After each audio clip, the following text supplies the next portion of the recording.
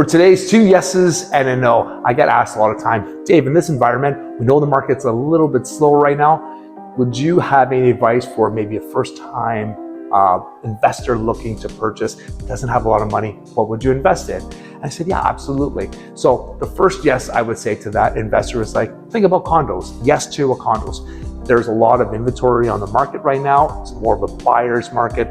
Units are selling, less than what they were purchased 3 years ago. And if you're going to hold on to a long term, you will definitely see the upside of that. So yes, condos are a great option and they're a little bit less maintenance for you. The second yes I would say is look at townhomes or semi-detached. Townhomes more particular because there's a lot of transition in those types of homes. Some people might have already bought a property. Again, you can probably get a pretty good deal on a townhome as opposed to like a detached home. And the inventory is still there as well. So yes, I would look at that, and the price point is less than say a semi. Semi, you're kind of flirting with a little bit higher price point, but at least with the semi, you may be able to have a basement apartment and an upstairs apartment.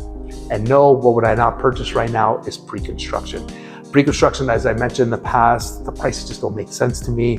There's a gap between the $600 between resale and pre-construction, anywhere from $1,450 a square foot to buy pre-construction to around $850 to buy a pre-sale. So already made condo, which is move-in ready. So yeah, I would stay away from pre-construction.